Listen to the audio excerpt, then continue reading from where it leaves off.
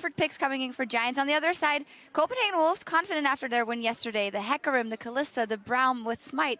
They wanted a plan. They wanted to execute a plan, but it didn't really go that well. Yeah, if you look at the Copenhagen Wolves team comp, it sounds so good, right? You know, you get the Nard going in, Mega Nard, the Hecarim like ponying in and just spreading everybody out, and then Kalista just staying behind that Braum, really nice and really good team fight, really good 5v5. But then if you extrapolate that and you open up the map, and then they start struggling again. You know, the Jack split pushing is spreading them out, and all they can do is really group and wait for something to happen. But you saw when, as long as Giants were playing spread and just moving around the map quicker, they were the ones winning.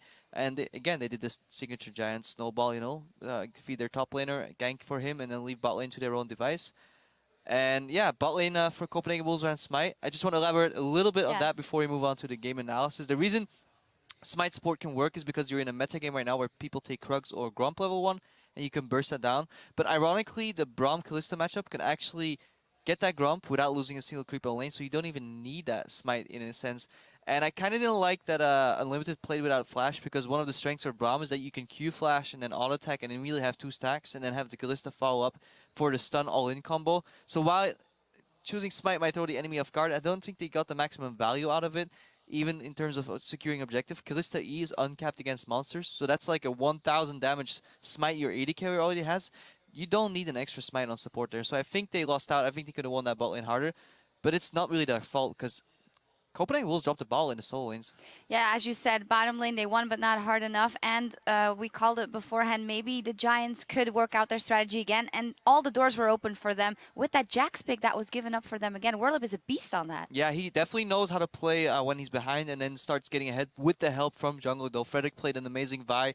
Really a lot of presence, because Vi usually only is like this one-trick pony when she gets her ulti, but he ganked before that, got his teammates her head. Again, Pepinero wins his lane hard enough that he can freely roam and just get the top laner ahead and still stay relevant in the mid lane. They basically blew his flash when he was trying to walk back in the lane, but he was never really punished for that. And then at one point, yeah, the Giants were ahead, and that's where our first replay pretty much comes in. If we can get out on your screen right now, we can basically see how tanky Whirlip was at that point, because they're closing in on him 4 against 1. He should die here. If we can run the clip and just like let the clip speak for itself. We're going to run it in just a second. There we go. There we go. So Whirlip, you know, 4 people collapsing him.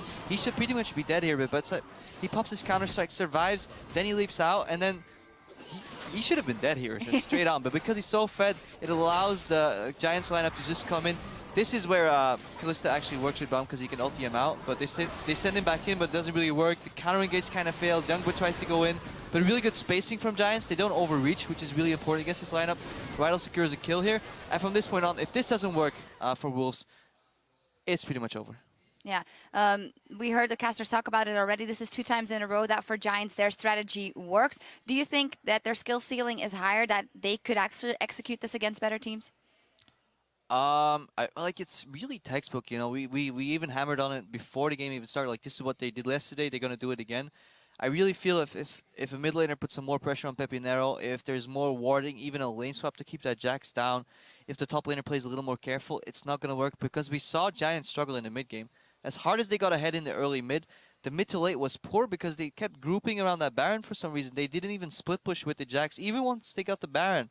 They basically didn't even put the Jax bot to spread those Baron buffs out, and they kept grouping mid, and I don't understand why, because they basically beat a composition that is really good at grouping by grouping against it. So they waited long enough that they got so fed that the composition deficit didn't even matter, and they just like piled on through and just killed them. But they should have been split pushing 1-3-1, open up the map, diffuse that Xerath wave clear, because in even teams of equal skill, sieging 5-man into a Xerath, which has teammates that excel by being together, is not a good idea. I'll tell you why. It's their first 2 games, and honestly, they did start off very good here in the LCS, hoping they can take lessons from that and take that to the next level. Enough of what we think. Let's hear from you. Earlier in the show, we asked you to get on Twitter and tell us which player impressed you the most on day 1 and why.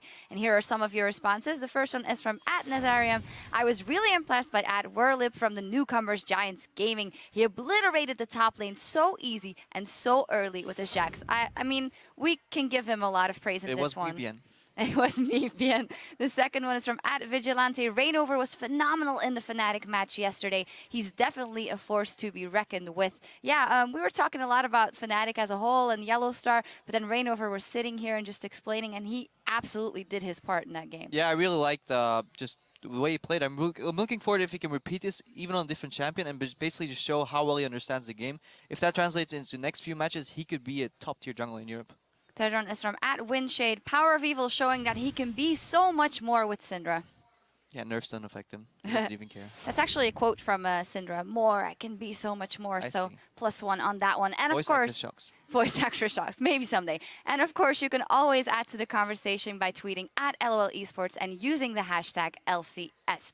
Now we're going to take a short break as Roccat sets up to take Gambit. According to the vote at lolesports.com, you think Roccat is going to come out ahead. Don't touch that browser and we'll see what happens. Time for our second match of the day with Giants Gaming and the Copenhagen Wolves preparing to face off. He's got Assault and Battery available. He's charging. He goes in. Airwax, you're going to get close. Frederick with the timing. Pimpernel catching freeze. Oh, let's see what they can make of this. Frederick has still got his Assault and Battery available and limited the next target. Well, let's see what Werlev can do. There's members of Copenhagen Wolves all going low. Baron has been secured by the Copenhagen Wolves. But what damage can Werlev do? They lost That's it. 2. That's 3. Werlev's going to get out alive. No, he's not. He's shut down. Frederick has gone deep. He's going found straight his for the way to dive. Soren. We do see Airwax throwing himself into the team, but that's Soren and freeze down. Well, that There's works no too. damage left for the Copenhagen Wolves, and this should be their game. 2-0 in week 1.